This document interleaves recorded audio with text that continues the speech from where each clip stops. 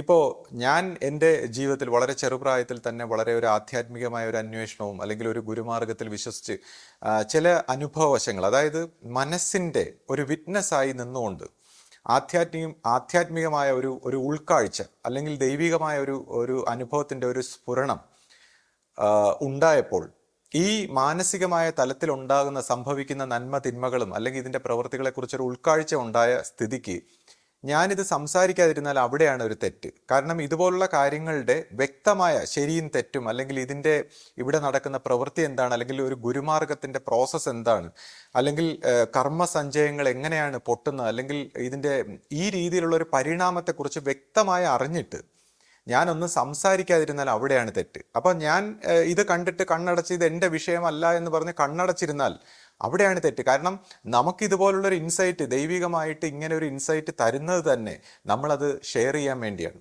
അല്ലെങ്കിൽ പിന്നെ ഒരു വ്യക്തിക്ക് അങ്ങനെ ഒരു ഒരു ഒരു ഒരു ഇൻസൈറ്റ് വന്നാൽ അത് അയാളുടെ ഒരു സ്വാർത്ഥപരമായ ആവശ്യത്തിന് വേണ്ടി, അയാളുടെ ആത്മീയ ശാന്തിക്ക് വേണ്ടി മാത്രം ഉപയോഗിക്കുക എന്ന് പറഞ്ഞാൽ അതൊരു ഈ ആധ്യാത്മിക രംഗത്ത് അതൊരു ഒരു ക്രൂരമായ ഒരു തെറ്റാണ്. അവനവൻ്റെ കാര്യത്തിന് അവനവൻ്റെ ആ കാഴ്ച ഉപയോഗിച്ചിട്ട് അത് മറ്റുള്ളവർക്ക്, ഇപ്പോൾ ഇതുപോലെ ഇത്രയും നെഗറ്റീവായിട്ടുള്ളൊരു സംരംഭങ്ങളും ഇഷ്യൂസൊക്കെ നടക്കുമ്പോൾ അതിൻ്റെ ഒരു വെളിച്ചത്തിൽ ഒരു പുതിയ ഒരു അറിവ് നമുക്ക് പകർന്നു കൊടുക്കാൻ കഴിയുമായിരുന്നിട്ട് ആ സാഹചര്യം ഉപയോഗിക്കാതെ നമുക്ക് മാറി നിൽക്കാൻ കഴിയാത്ത ഒരു ധർമ്മ സങ്കടത്തിലാണ് ഞാനിങ്ങനെ സംസാരിക്കുന്നത്. അപ്പോൾ ഇത് എൻ്റെ പേഴ്സണൽ കാര്യമല്ല, എനിക്ക് നിവൃത്തിയില്ലാതെ സംസാരിക്കേണ്ടി വരുന്നതാണ്.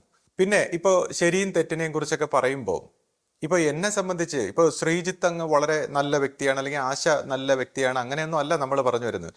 ഇപ്പോൾ ശ്രീജിത്തിനെ സംബന്ധിച്ച് ശ്രീജിത്ത് എന്ന വ്യക്തി അതിൻ്റെ മനസ്സിനെ ഒബ്സർവ് ചെയ്തുകൊണ്ട് മനസ്സിൻ്റെ ശരിയും തെറ്റും, ഇപ്പോൾ ഒരു ഇൻഡിവിജ്വൽ വ്യക്തിത്വത്തിൻ്റെ ഒരു അവസ്ഥയിൽ നിൽക്കുന്ന വ്യക്തികൾ സംസാരിക്കുന്ന, ഇപ്പോൾ പൊതുജനങ്ങളെ കുറിച്ചല്ല ഞാൻ പറയുന്നത്, ഒരു ആധ്യാത്മിക രംഗത്ത് വരുമ്പോൾ നമ്മുടെയൊക്കെ കർത്തവ്യം എന്താണെന്ന് വെച്ചാൽ ഇൻഡിവിജ്വൽ മനസ്സിനെയും കഴിഞ്ഞ് നമ്മളൊരു മനസ്സിൻ്റെ ടോട്ടലിറ്റിയെ കാണണം. അപ്പോൾ എല്ലാ ഈ പറയുന്ന ശരിയും തെറ്റും എല്ലാം നമുക്ക് മനസ്സിൽ കാണാൻ പറ്റും. അപ്പോൾ ഇത് കണ്ടതിന് ശേഷം അപ്പോഴാണ് ഒരു മനുഷ്യൻ ഹമ്പിൾ ആവുന്നത്. അല്ലെങ്കിൽ ഇപ്പം നമ്മളെല്ലാം എന്തോ നന്മയാണ്, നമ്മൾ കുറച്ച് നന്മയുടെ കാര്യങ്ങൾ കണ്ടിട്ടാണ് നമ്മൾ അങ്ങ് അഹങ്കരിക്കുന്നത്. പക്ഷേ നമ്മൾ മനസ്സിൻ്റെ ഒരു ടോട്ടാലിറ്റിയെ കാണുമ്പോൾ മനസ്സെന്ന് പറയുന്ന ദ്വന്ദ്ങ്ങളാണെന്നും ഇതെല്ലാം ഇതിനകത്ത് ഉൾക്കൊള്ളുന്നെന്നും മനസ്സിലാവുമ്പോഴാണ് ഒരു വ്യക്തി ഹമ്പിളാകുന്നത്. അങ്ങനെ ഇത് ആക്കണമെങ്കിൽ ഇയാൾ ഒരു ജീവബോധത്തിലേക്ക് ഉണരണം. അപ്പം ഈ ജീവബോധത്തിൽ നിന്ന് ഉണർന്ന് അവൻ്റെ പരമബോധത്തിലേക്കുള്ള ഒരു പ്രയാണമാണ് ആധ്യാത്മിക യാത്ര. അപ്പോൾ ഈ ജീവബോധത്തിലേക്ക് ഉണർന്ന് പരമബോധത്തിലേക്ക് ഉയരണമെങ്കിൽ ഈ ജീവനെ കെട്ടുപിണഞ്ഞ് നിൽക്കുന്ന ഈ കർമ്മഗതികൾ പൊട്ടിക്കണം. അവിടെയാണ് ഒരു ഗുരുവിൻ്റെ പ്രസക്തി. അപ്പോൾ ഒരു ഗുരുവിന് മാത്രമേ ഇങ്ങനെ ഒരു കർമ്മഗതി പൊട്ടിച്ച്